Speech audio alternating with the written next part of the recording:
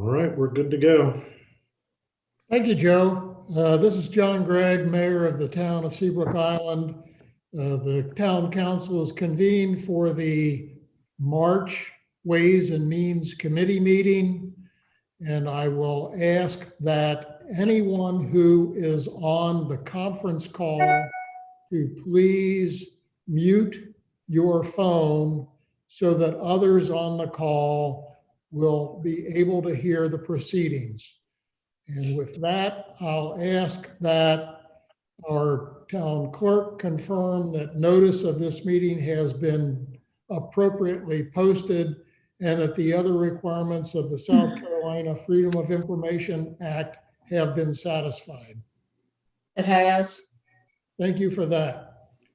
We will proceed in order of the published agenda. And the first items on the agenda are my items. So to begin, first of all, I have an update from the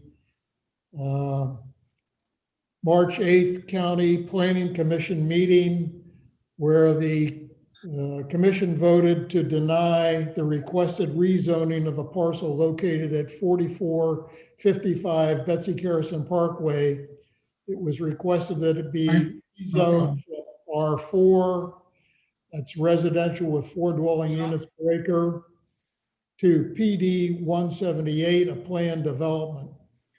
The requested zoning change will now be on the agenda for Charleston County Council's meeting of April 13th with the decision by the Planning Commission to deny the request of record.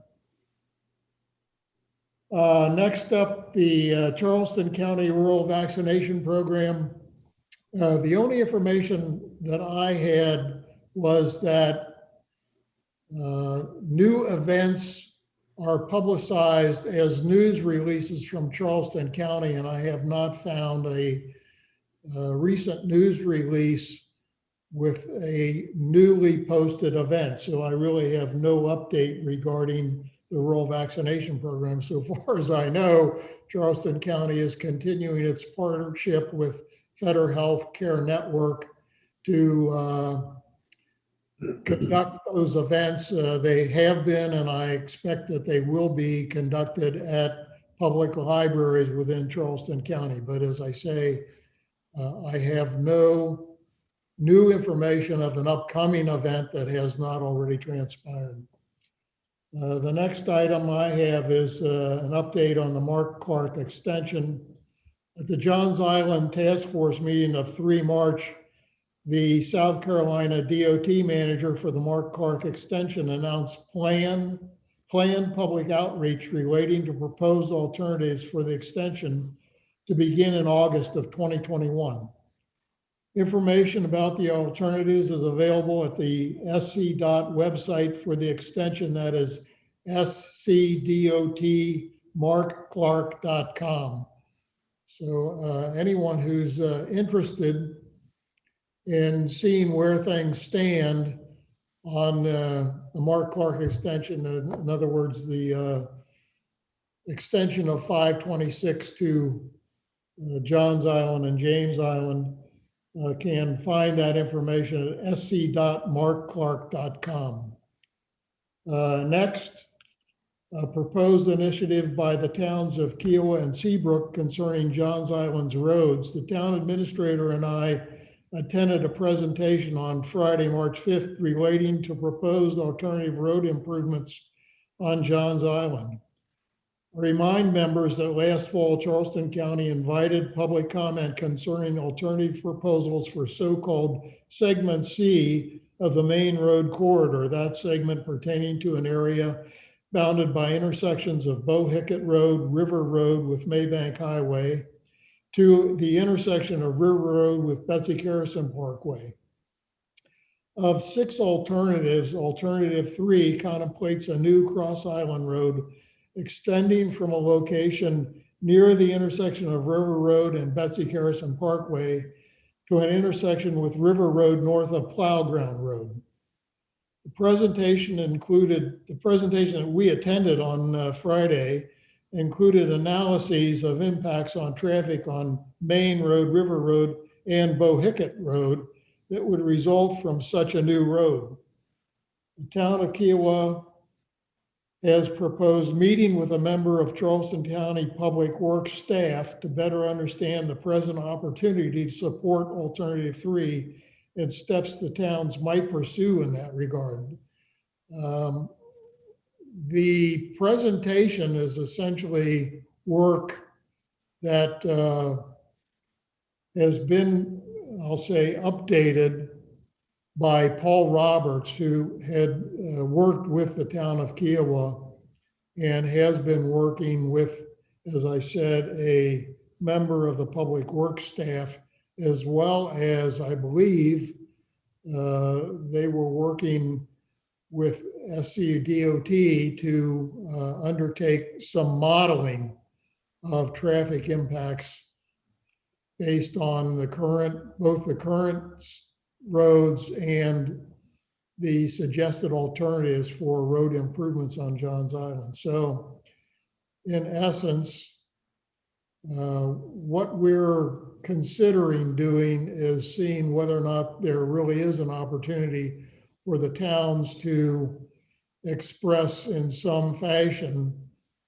support for what the towns have, I will say, advocated in the past, which is a new Cross Island Road. So at this point, there's nothing definitive that the towns are going to undertake, but at least we continue to talk about the benefits, I'll say, of a proposed new Cross Island Road. And the last item, which was not on the agenda, but I wanted to bring it to everyone's attention, and that is our emergency ordinance 2021-01 is going to need revision. In view of recent actions by the governor, it will be necessary to revise our emergency ordinance 2021-01 to align with limitations under executive orders of the governor 2021-11 and 2021-12, particularly as pertains to requirements for wearing face coverings within the town. And I asked that the town administrator develop revisions to emergency ordinance 2021-01 that are consistent with the express limitations of executive order 2021-11 and 2021-12. And with regard to 2021-12, I note that that executive order includes a provision that states this section shall not be interpreted, applied, implemented, or construed in a manner so as to prohibit counties and municipalities of this state from enacting or implementing or modifying, amending, or rescinding appropriate and narrowly tailored emergency ordinance, orders, or other measures requiring individuals to wear a face covering as set forth and further defined within Executive Order 2021-12 in public settings where they are, will be, or reasonably could be located in close proximity to others who are not members of the same household, and where it is not feasible to maintain 6 feet of separation from such individuals or to otherwise practice effective social distancing in accordance with CDC and DHEC guidance, provided that such actions must consider and account for localized circumstances and key indicators, metrics, and data elements used to assess the measure of impact from COVID-19 and must be targeted and narrowly tailored to address and mitigate the current public health threats in the least restrictive manner possible. As you know, our face mask mandate under 2021-01 applies to essentially all business establishments within the town. So I would say that on its face, emergency ordinance 2021-01 is not sufficiently narrowly drawn to comply with the limitations that are specified in the executive order 2021-12 of the governor. So amendments are appropriate. And as I said, I asked that the town administrator begin to prepare revisions of our emergency ordinance. My expectation is that we will take up a revised emergency ordinance at our March town council meeting. The current emergency ordinance would be in effect until the 28th of March. So we do have time before then to bring about amendments. And that is the end. Yes. So, Jerry? Mr. Mayor, I kind of, can you clarify why applying it to business establishments is not narrow enough when you look at what CDC guidelines were yesterday? I mean, Well, how do we make that more narrow? Do we have to name the business? Do we have to name the lake? no, it's not a necessity to name a business. It's more, I would say, in line with the recitation from 2021-12, where the individuals will be or reasonably could be located in close proximity to others who are not members of the same household, and where it is not feasible to maintain 6 feet of separation from such individuals or to otherwise practice effective social distancing. In other words, our ordinance doesn't qualify the circumstances when face coverings are required, as this order calls for. So if we mimic that language in the emergency ordinance, will be aligned with the executive order. Well, I have lots to say on this, and I think McMaster's an idiot. So I hope that we can still have a strong mask requirement based on CDC recommendations as far as we can go under the governor's order. But I hope we can still keep a strong mask recommendation, requirement in place. Well, we can't just willy-nilly require wearing of face coverings within the town. It must be aligned with what the executive order calls for. And that's what I'm asking the town administrator to undertake to do. I mean, we're coming up on having Easter and the influx of, all these people on the island. And so I just hope we can still draft something that is halfway science-based and still requires masks at the lake house and in businesses. Any further comments? Yeah.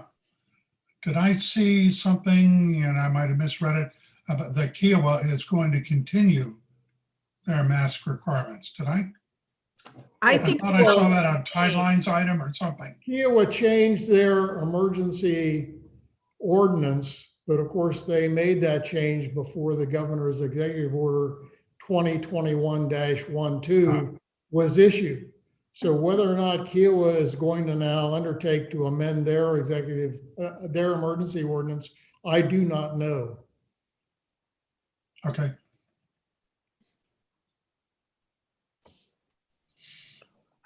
Anything further? All right, moving on.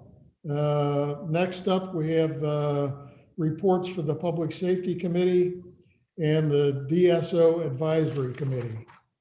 Skip, I'll call on you to give those reports. Thank you. The PSC convened yesterday for the monthly meeting for March. They approved the minutes from the February meeting, and those have been forwarded on to the town clerk, who informs me that they have been forwarded on to the town administrator for posting to the website. So thank you all for that part. The majority of the meeting was spent basically going over the Disaster Recovery Council exercise summary as provided by Scott Cade. We went through all the action items and that were provided to you as members of the DRC back on, I believe, March the 2nd. I won't go through all the details of what we did there. We are scheduling the next ERC meeting for the end of June. And we'll work that through Scott, the consultant, and we will be using a hurricane scenario. So it'll be something of a primer, briefer, whatever you want to call it, for getting set for the hurricane season. We are working on updates to the CEP for review at the April Public Safety Committee meeting. Disaster Awareness Day. Kiowa has been our partner in doing this for a while.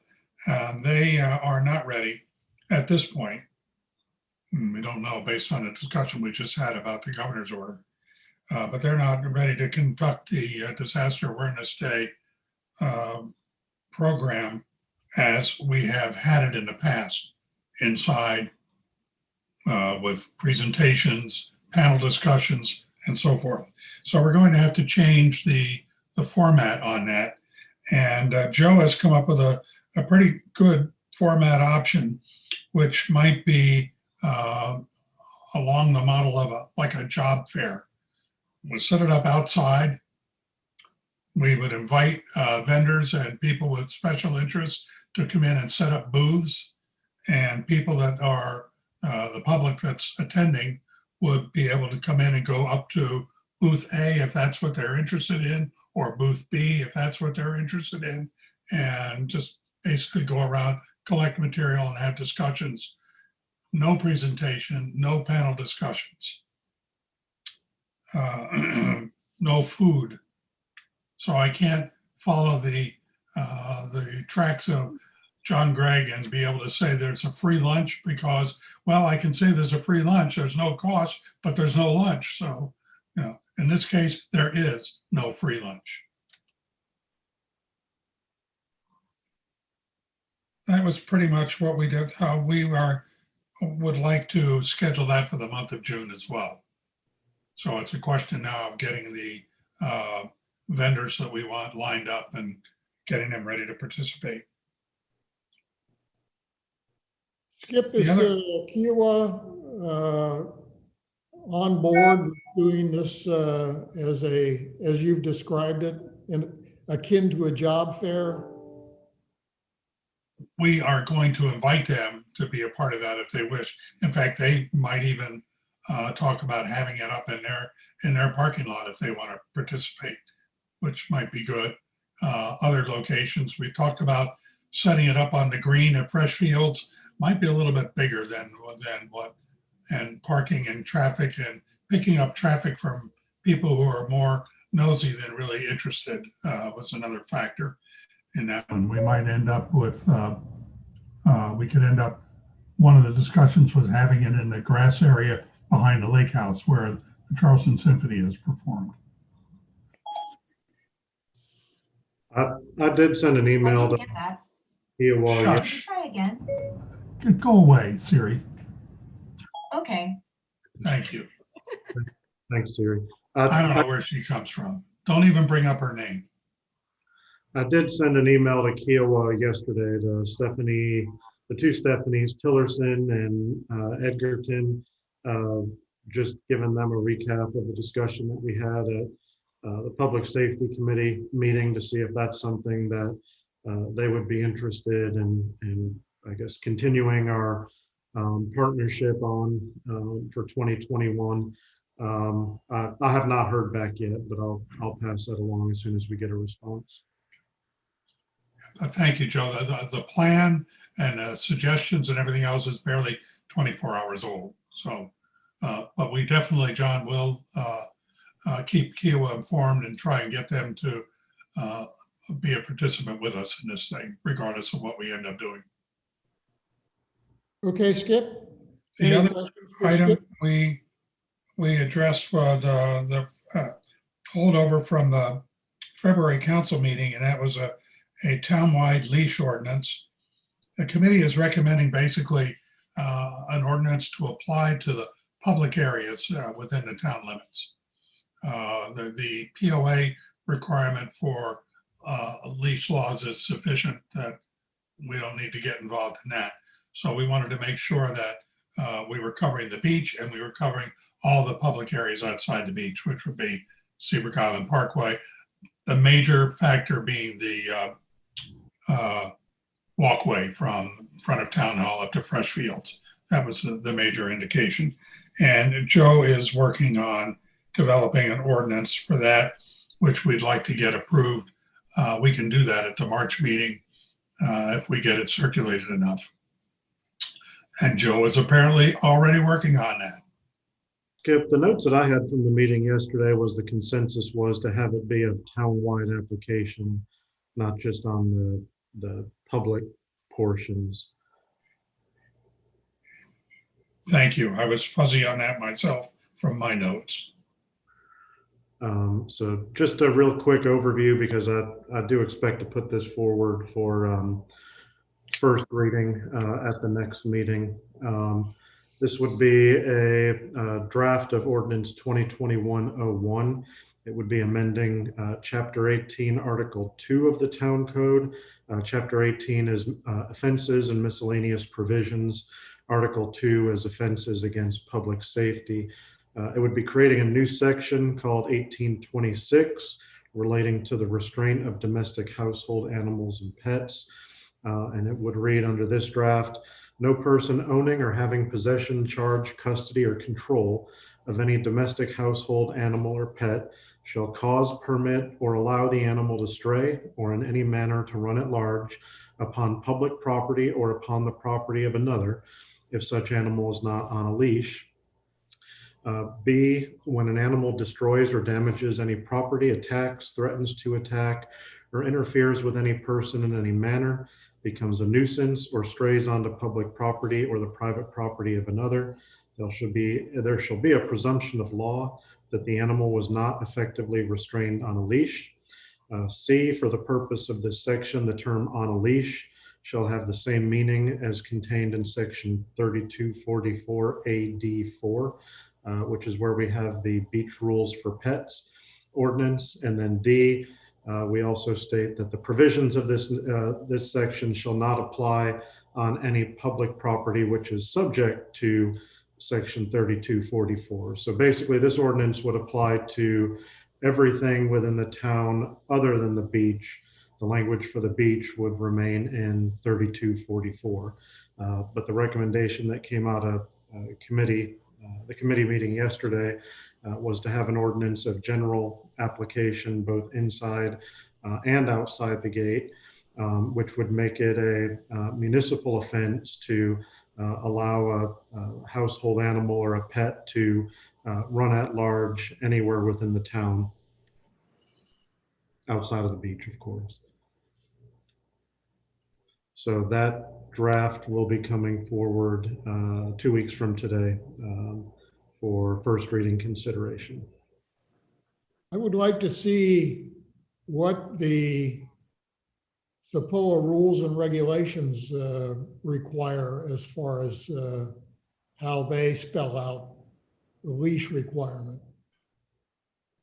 Yeah, I did get that from Heather. I don't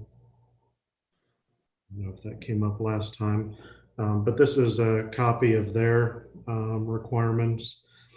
Domestic household animals, pets must be on a lead when not on their owner's property, except that domestic household animals and pets are permitted off lead on the beach in designated areas in accordance with the town's code of ordinances.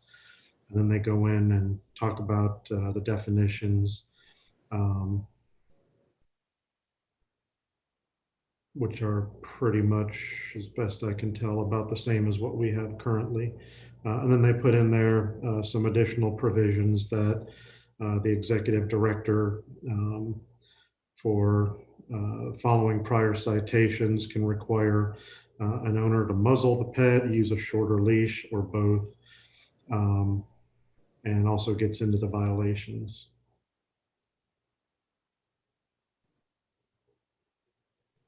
I mean, it's worded a little bit differently, but essentially the regulation is the same. So as Joe said, we will bring this forward for first reading at March council meeting. And Joe, you can circulate this to members of council in the meantime. Be happy to. Any other questions for me from public safety before I go on to an extensive coverage of DSO?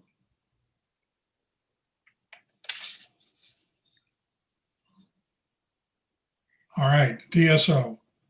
Well, I was being facetious. There has actually been no further action on updating the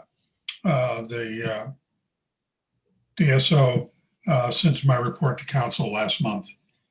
So I think we're still waiting for our consultant, Paul LeBlanc, to make available to us the next draft for review. I did have, upon receipt of a question from the mayor, I did have some additional conversation with Paul about the language as it relates to the maximum building height under the new flood maps, and trying to make permanent that temporary provision council adopted a couple months ago. Basically said if the old flood maps had a higher elevation, that the owner of that property could essentially choose whether to use the old higher flood map or the newer flood map. There was some language in the ordinance, but it really wasn't sufficient to achieve what we were trying to accomplish. So Paul and I did get together and brainstorm some ideas for that. And so there were a couple changes made to the definitions, the general provisions, and I think he also put a footnote on the building heights for the residential district as well. So that was actually about a week or so ago. But with that, I think we're pretty much ready to go on the second draft. Good news indeed. Joe, would that be the third draft? I think officially it'll be this full draft.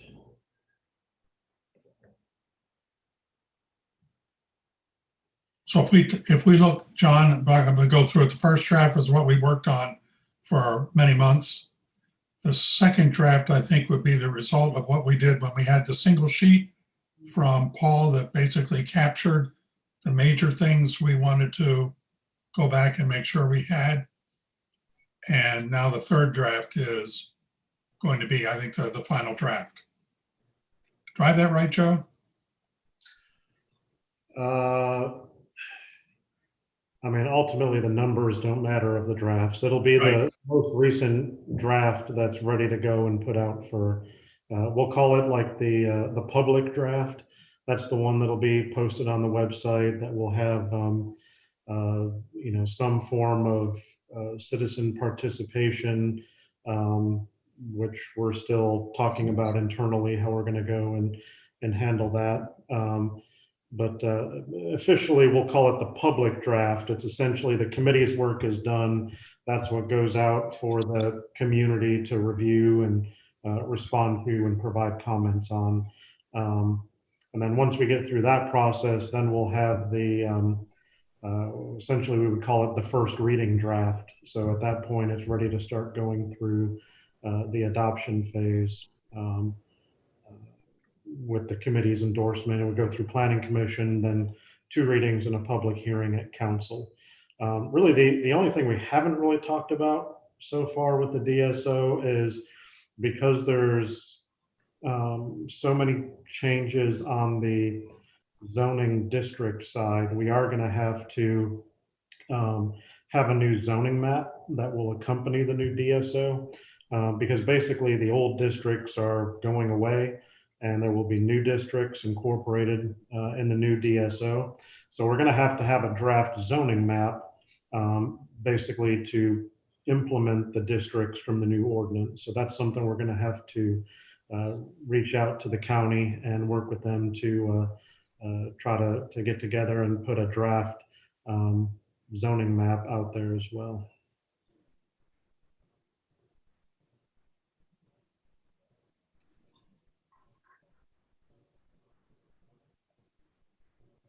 All right, any further questions for Skip concerning the DSO? Skip or Joe?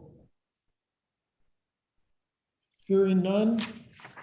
Next up, we'll have Jerry Finke for the possibility of having a special call meeting to consider outstanding temporary use permit requests. Jerry? Thanks, Mr. Mayor. I asked this to be put on the agenda. Someone reached out to me last week with a phone call, and Joe and I had a conversation about the pending special use permits. Excuse me.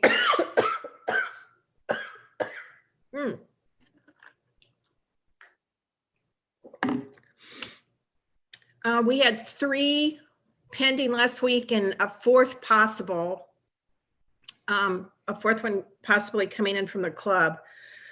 Oh, excuse me.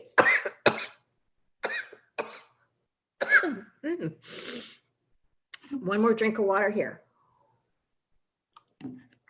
Anyway, under our emergency ordinance, Joe could usually just approve these, but under emergency ordinance, town council has to. And a couple of them are rather time sensitive, especially the one for an art show on April 2nd. That's pretty clear cut. There's no food or anything. And if we wait to our council meeting to do these, it only gives the art show like 4 or 5 days, and they've got a tent rental and advertising, and kind of the same for the Dolphin Slam. They're kind of up against some advertising deadlines.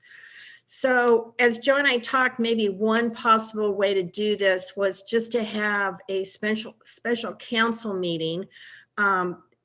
Joe thought we could easily knock these out in less than an hour, if not less than 30 minutes, and kind of give these folks the time they need to organize these events. We have to give 24-hour notice for that meeting. So in theory, we could do it as early as Thursday or Friday morning if council was willing. And so I just wanted to throw that out there. If council felt like they had the time to do a Zoom meeting and clear up these special use permits. And Joe, feel free if I have not provided enough information. And do we have that 4th one from the club pending? No, we've had a little bit of back and forth on that one. So I'm not 100% certain if we'll have an application for that or not. We're still reviewing. Okay.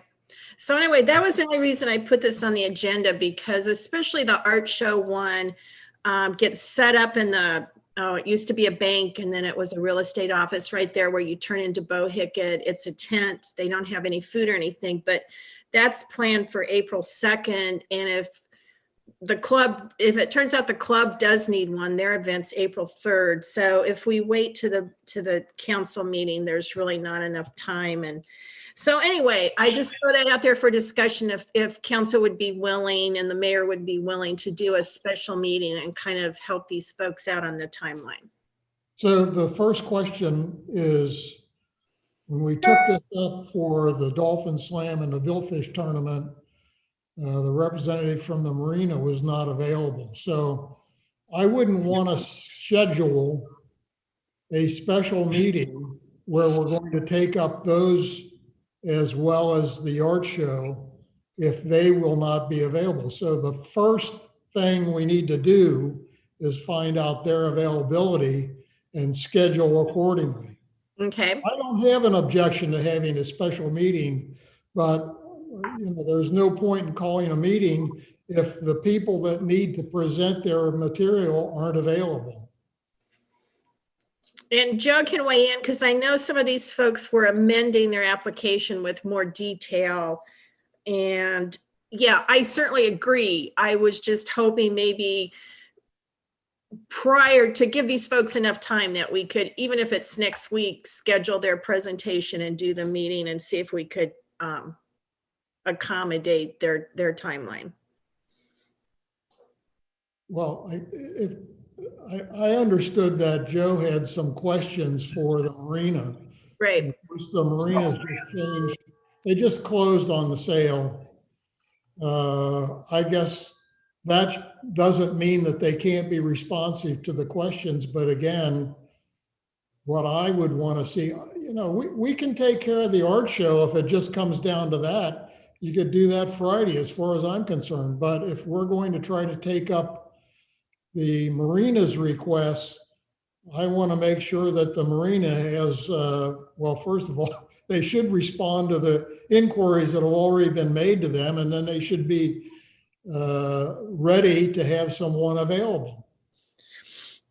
I mean, in theory, we could wait on the marina ones.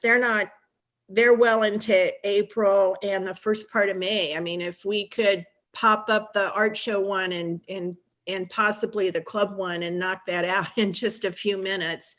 The art show one's pretty straightforward because there's no food or vendors or anything. It's just put up a tent and show artwork. So if the Well, mayor let's is just poll okay the with doing members. that one. Just poll the members. I mean, you're suggesting Thursday or Friday. We'll find out who's available on Thursday or Friday. Jump in, guys, anytime. I'm okay. I'm available also. I'm not available on Thursday morning. I am available anytime on Friday. So Joe, could we just go ahead and schedule something Friday morning and take care of this in a few minutes? We can. Do you have a time? I would say whenever the mayor wants to do it. Not before 10 a.m. I was going to suggest 10. A lot of times we do morning meetings. We do them at 10. It works for me. So that's the 12th, Friday, the 12th of March, 10 a.m. And you're saying art show and club, but I thought Joe said he didn't have anything from the club yet. Joe, would you know by Friday if we need to do the one for the club? I mean, I should probably know by the end of the day today. Okay. I'm having a little bit of back and forth on it. So I will let you know, but I'll send out the notice to everyone who submitted one, and you know, if they can come. If not, then we'll take them up at the regular March meeting. Okay, thank you. Okay. That's it for me. Anything further, Jerry? No, that's all I have for today. Thank you, Jerry. Any questions for Jerry? Very, very fine. It's all quiet. Okay. So Pat, you didn't have anything on the agenda, but I'll invite you to have at it if you wish. Just a few quick things on communications. Jerry's article came out in the Seabrooker on the various issues addressed by council in 2020. And I thought she did a great job, but unfortunately, they spelled her name wrong. So we apologize for that. We'll put an E on it the next time, Jerry, for sure. In Tidelines, we've had about 6 posts. We've announced the Bobcat Guardian program. We've also announced the new owners of the Bohicket Marina. We celebrated Faye's 25 years of service with a post. We've also had a post on the rezoning request for the Betsy Carrison. We've had a post about the grants, the community promotion grants, and then our Tossie clips from our town council meeting as of this morning had 396 views, which was about a 29% increase over the average of last year's views, which is significant, and a 29% increase over, excuse me, I don't have that one, sorry. And then our website, Joe has updated the dolphin education page. So that's up to date and has what we need on it. And then I just want to reach out to Joe and say thank you for recognizing the women of the town on his February 8th International Women's Day tweet. So that's about it for my area. Pat, you did make reference to our community promotions program, and since you're on the committee, do you have any update about whether what you've received in the way of applications? I'm going to have to defer that to Jerry because as far as I know, we haven't had any. We've received one so far. Okay. Who is it from, Joe? The Seabrook Island Village Neighbors Helping Neighbors Group. Oh, okay. And we were expecting the Birder Group, The right? birder group, yeah. Shorebird. I'll never get this name correct. I'll just say the Birder Group. We were expecting one from them, right? Yes. All right, thank you.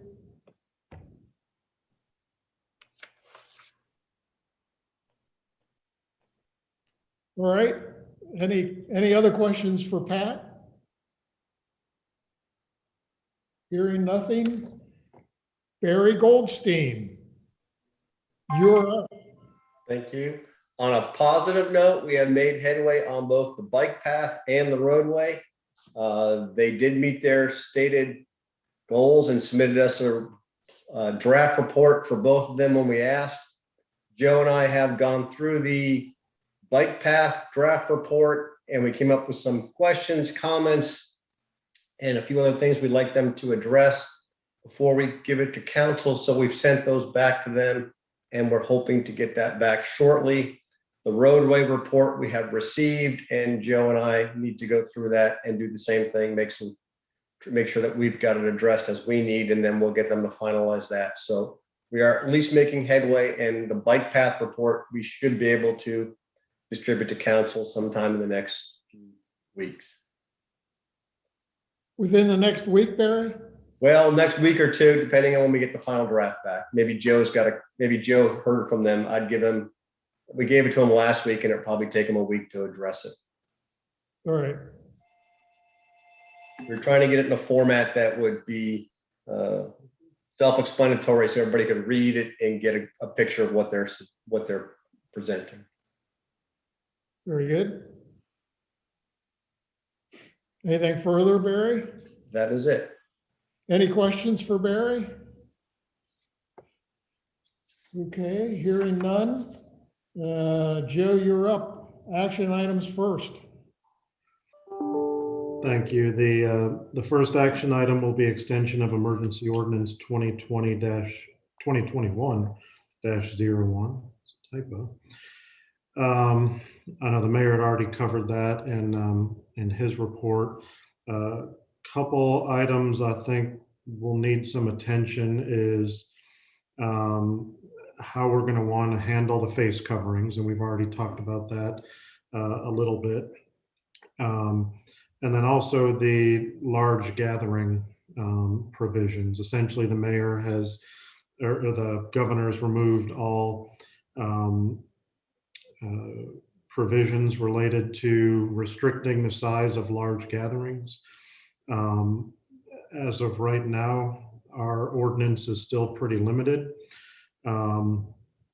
So I guess one question of policy is, are we wanting to maintain what we have as it relates to gatherings, or are we going to want to follow what the governor's done and basically remove all restrictions on gatherings? And somewhat related to that, as Jerry mentioned a couple minutes ago, for the duration of the state of emergency, we've required all temporary use permit applications to go through council for approval. As we get into the spring and summer months, that's typically when we start to see more of those types of applications. If we're going to move away from some of the restrictions on gatherings, that may also be an appropriate time to maybe relax some of the temporary use provisions. Once again, maybe not wholesale across the board, but if it's an event under a certain amount of time and under a certain number of attendees, and as long as they have some sort of written protocol, perhaps you can revert consideration of those type events back to staff, which is where they had been handled prior to the state of emergency. But for the purpose of putting the ordinance together, I wanted to get a little bit of feedback on kind of where council stands in regards to some of the areas where we're currently more strict than what the governor's requiring. Do we want to stay the course on that, or are we wanting to kind of get more in line with the liberalization coming out of Columbia? And I just throw that forward for discussion.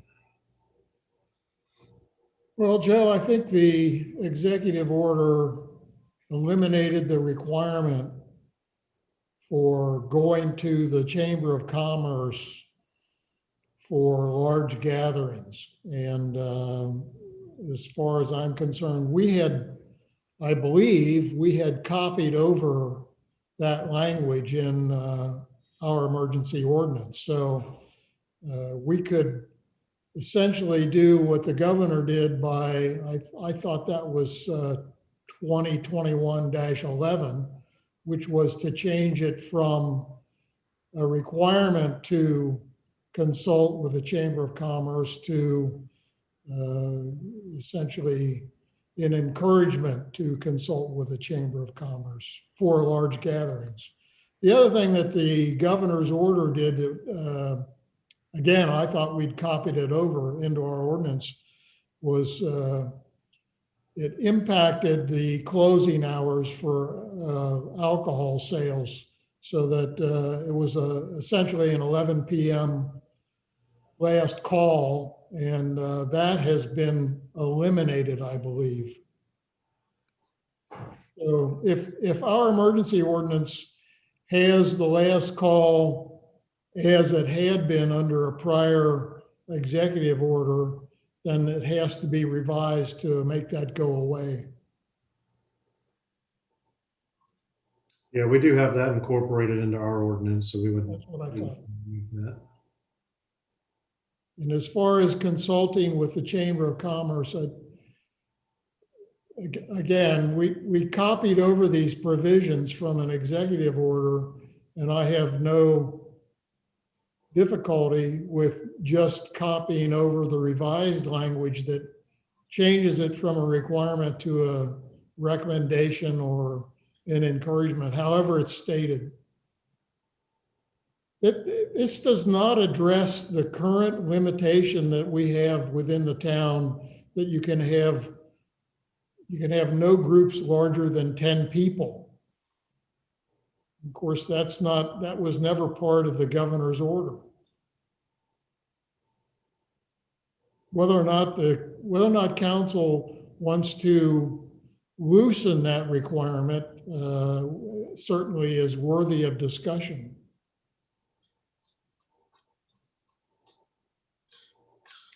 Yeah, I know, particularly as it relates to the masks. I mean, there's certain things where you can find clear evidence where a mask would be warranted from DHEC, from CDC, but some of the ones that have been more, I guess we can call it controversial, like masks on the boardwalks and things like that.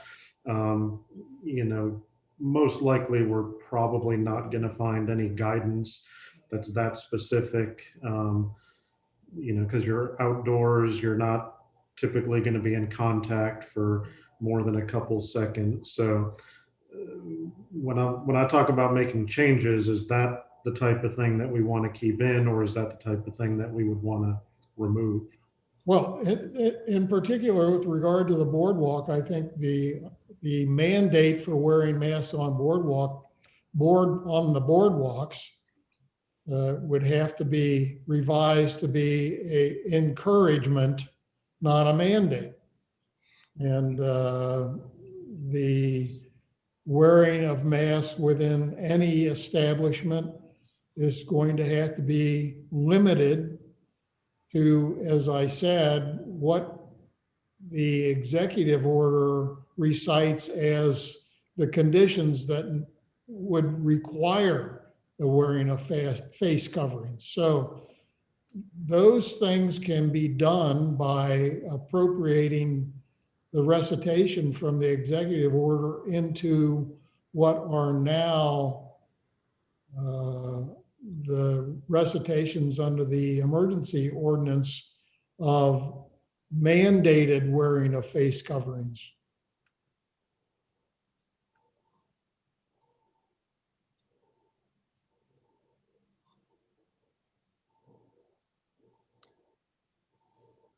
All right. Any other comments or anything for the draft ordinance? Joe, I mean, I'll weigh in that, I mean, I'm willing to give up our mandate on the boardwalk to encourage masks when you can't keep that distance and drop that. But I don't understand why on so many things we always talk about we can't be less strict than the state, but we can be more strict. So on the mask thing, why can't we be more strict than the state?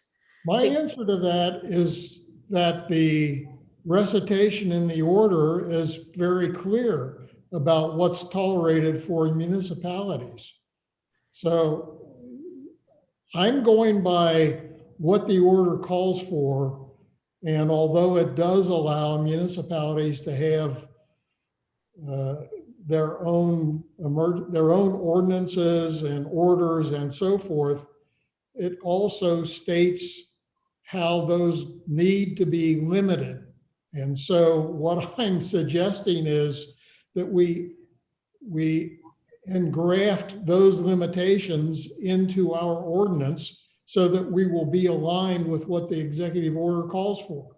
Well, again, I'll push it that we go as far as we possibly can under what you're suggesting are our limits, because again, you look at Dr. Fauci or anybody you hear talk on the president's council of please, everybody be patient for another 30 or 45 days and wear your mask in public and around other people within the CDC guidelines to get us through the next 45 days and more vaccines being administered. So I'm just going to say my position is when we get to this vote, I think we should push it as far as we can to still be really safe. And once again, I'll say we're going to have an influx for Easter and spring break of people that are younger and probably haven't gotten the vaccine. And I'll be really interested in the EMD call tomorrow if the state is doing any further testing on the variants, because up to now, Dr. Richardson tells us we're only doing 10% or less of the tracking of the variants on the test. So I just think I'm hoping the council will err on the side of being as safe and strict as possible under the governor's language.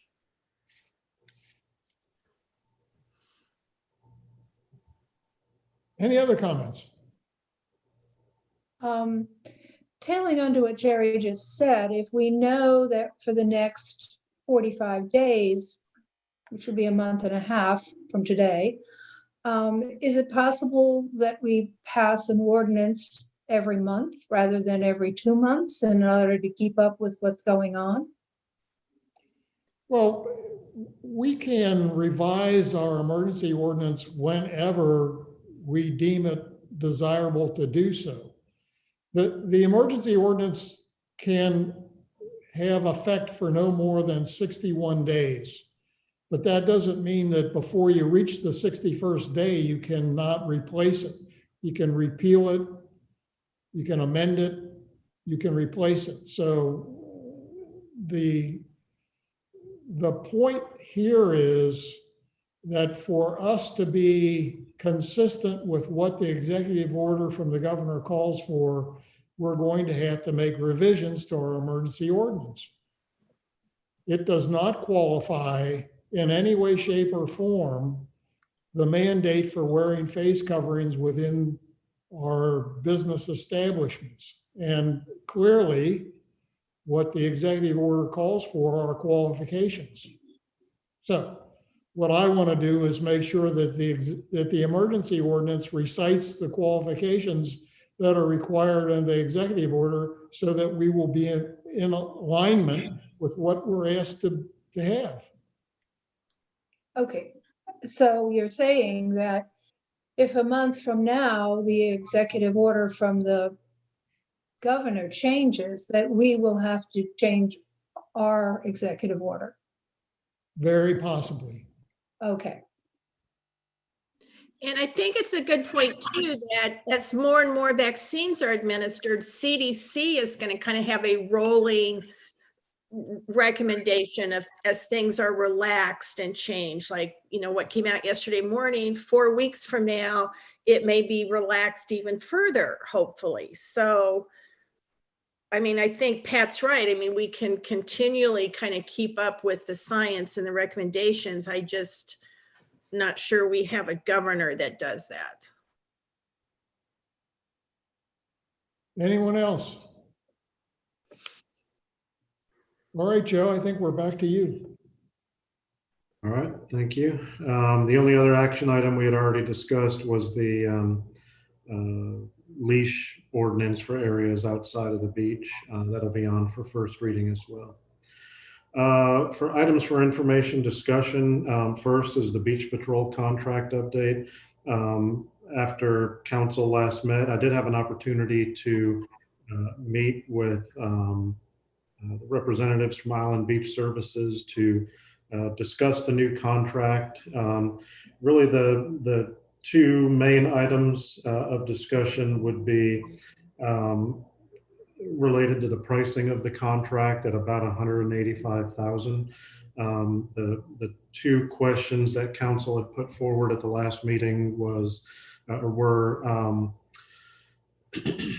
would it be possible to realize any savings without any significant cuts to level of service, personnel, days, hours, those type things. And with that one, basically the only way we would see any substantive reduction would be to modify the scope, reduce the days, hours, times, personnel, things of that nature. And I think council was fairly clear that you didn't want to do anything that would significantly modify the schedule that we had last year and the one that we carried over into the scope for this year. So I think the short answer to that is really there's not going to be any substantial cost savings unless we were willing to compromise on the level of service that we would receive. The other question was, because the package was put together as a 2-year initial term with 3 one-year renewals, the question was, were they basically just loading a 5-year contract price that would remain fixed for all 5 years? Or would they anticipate coming in, as the contract would allow them to, seek an increase in subsequent years? And the response I got from that for that one was that their intent was to do the same thing they did under our last contract, which was to honor the same price for the entire length of the contract, which in this case would be up to 5 years. They did state if it was our preference that they could go in and move towards a change from year to year, which would ultimately allow years 1 and 2 to probably come down a little bit. Years 4 and 5 will likely go up a bit. I mean, there's pros and cons of going in either direction. If we did have increases over the 5-year term, we can kind of, it makes it a little more palatable on the front end because it's less of a commitment in year 1. But it's going to be a commitment that's going to increase year over year. Whereas the other one, we kind of have the knowledge that, we're by and large, unless we seek any sort of changes or anything to the scope, that we're pretty much going to be locked in at the same price as long as we choose to continue extending the contract, which is consistent with the history of that company. So they did express a willingness to work with us if it was our preference to have variable pricing over the 5 years, if that was something that the town so chooses. Joe, you didn't get an indication of what I guess what you're working at a 2-year rather than the pricing would be fixed for the first 2 years. And did you get an indication of what the pricing would be then? What it would be reduced to? We did not get into that level of detail. I said I would discuss it with council today and get back with them either later today or tomorrow morning. I mean, if that's council's preference, we would have to have them work out the numbers and get something back to us. Well, my recollection is we had a second bid that came in late, so it was treated as non-responsive. And the reason I bring it up is that we are looking at a sole source or single source provider for these services right now. And if you work on the basis of a 2-year rather than a 5-year deal, you may have, by the time you get to the end of the second year, you may actually have a viable alternative source for those services where it might be a more competitively bid price to the town. It could be. I will say, even though it was non-responsive, we did open up the other bid just to make note of who it came from. And that one came in substantially higher than the one responsive bid that we had received, to the tune of over $100,000 higher. So I think that the project cost is, based on that only, I think fairly reasonable. And I would imagine if the town was to set up our own beach patrol, it would cost us far more than what we would undertake under the terms of this contract.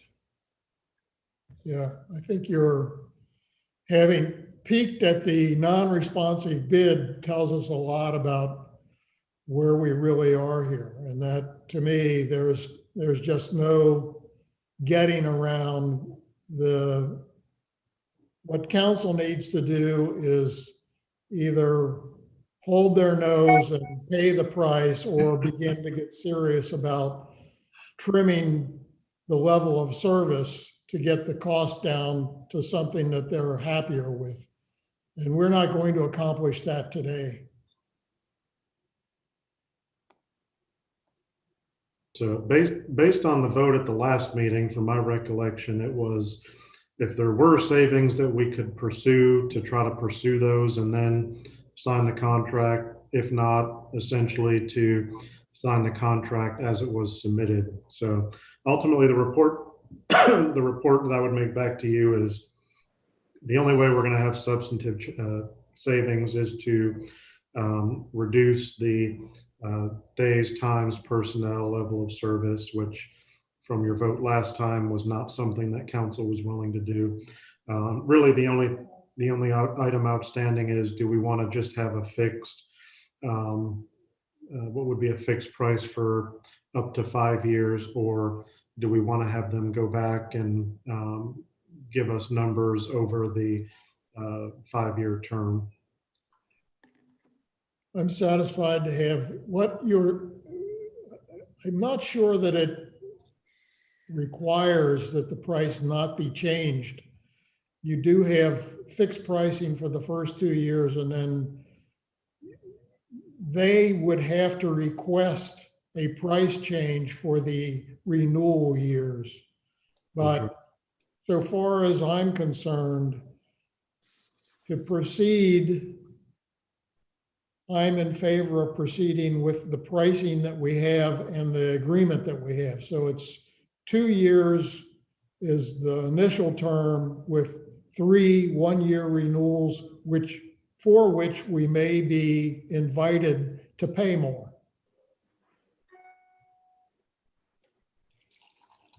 And that would be my recommendation as well.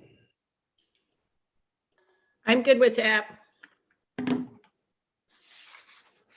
So am I. I think I think we should just move ahead. Yep. Anyone else? All right, Joe? The second item is a quick update on the status of our town clerk / treasurer position. As I'm sure everyone's aware, Faye, is planning to retire at the end of June. I've tried to talk her out of it, but we were able to get a few extra months out of her, which we appreciate every extra day we can get out of her. But she is planning on retiring as of the end of June.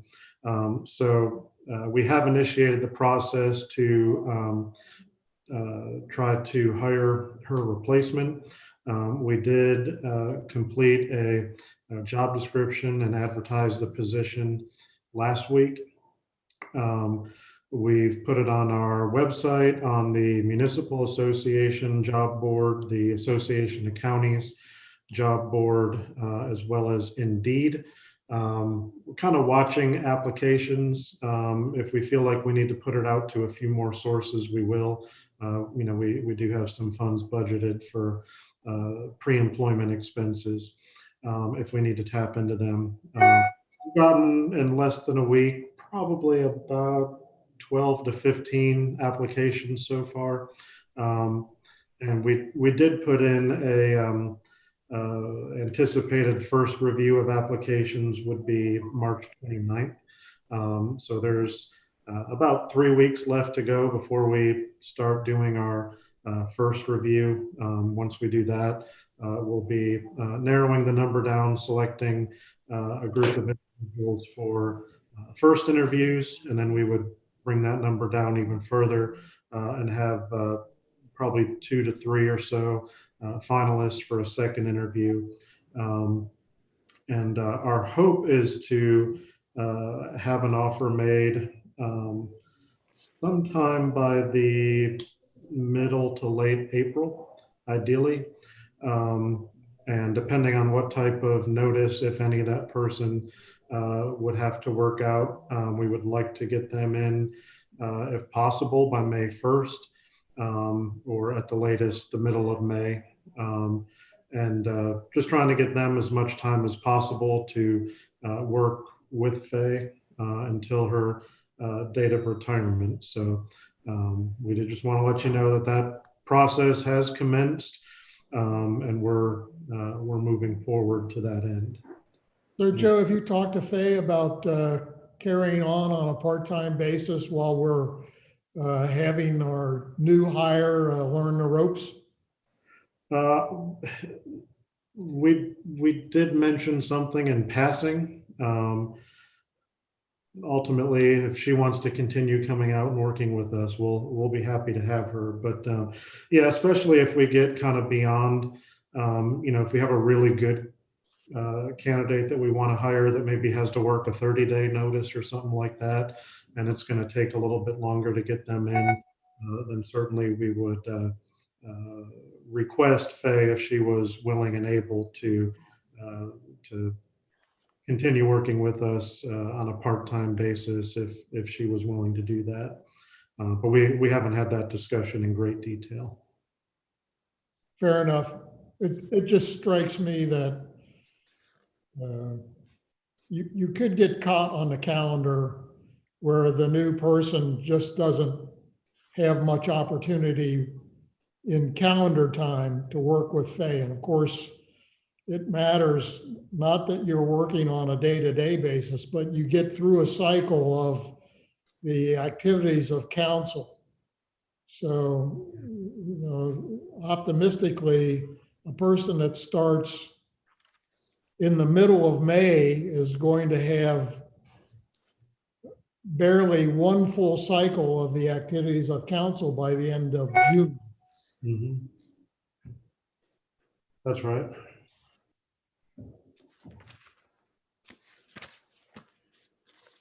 Any other questions or comments on that one?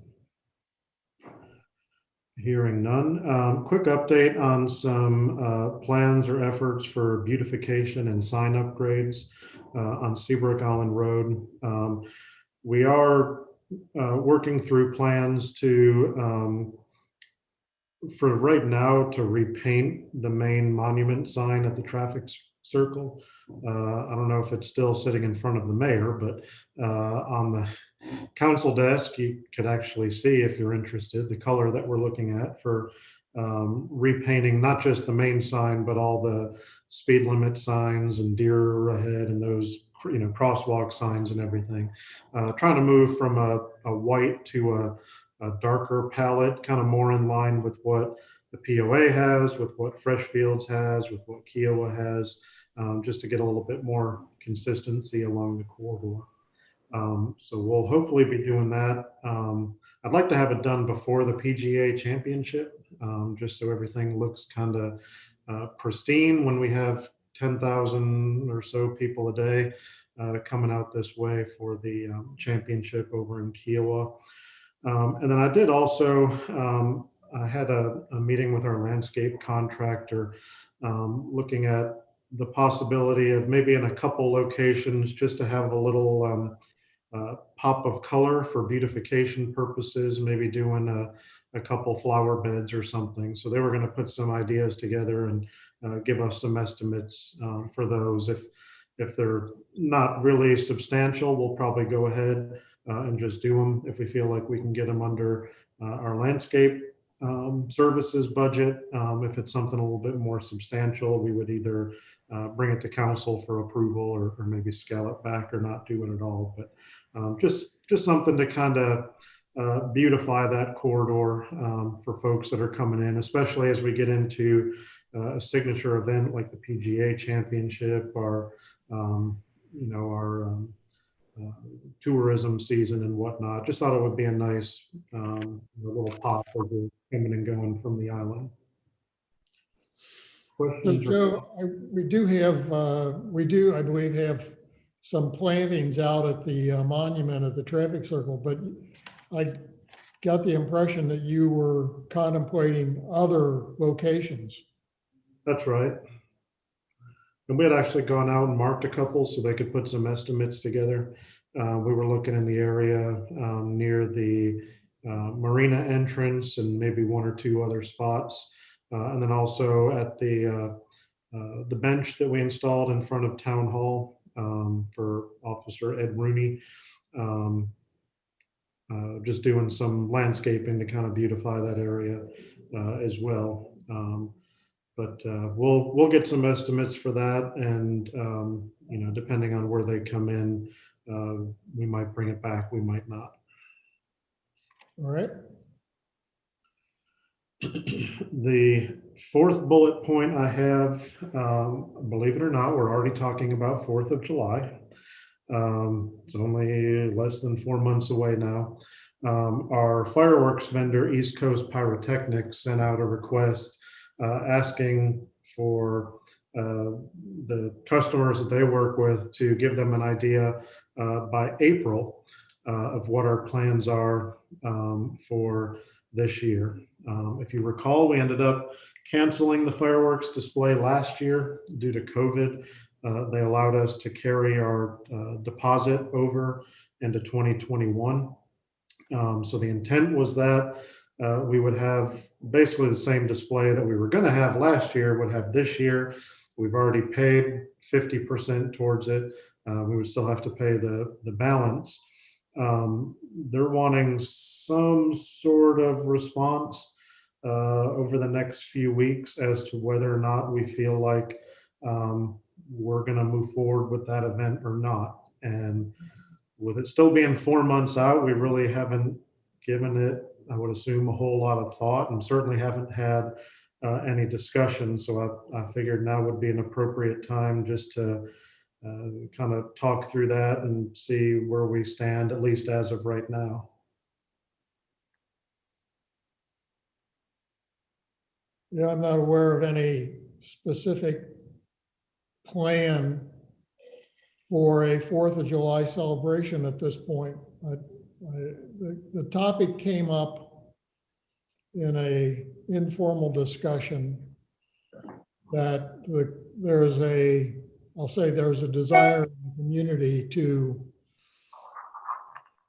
kind of celebrate putting this pandemic behind us The question is, when is a good time to do that?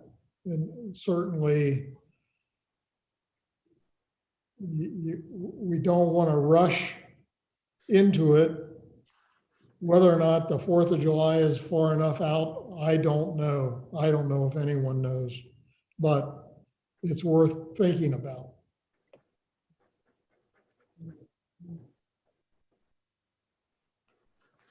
Anyone?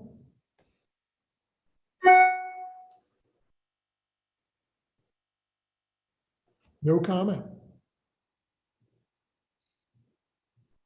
Kind of hard to know, Joe. Well, they're not looking for a financial commitment, are they? We've already given them that money we've already had on the table.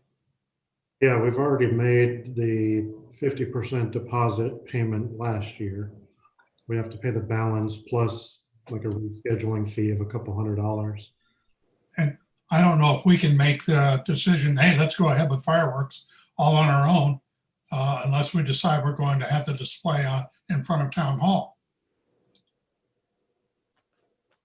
If the club, for example, doesn't want to have a fireworks display for whatever reason, pretty tough to have one. Yeah, I haven't reached out to Caleb yet regarding that topic. I wanted to kind of put it before council first to see, is it something we even want to consider for this year, or, maybe pushing something to the fall, or not doing something at all until maybe next year.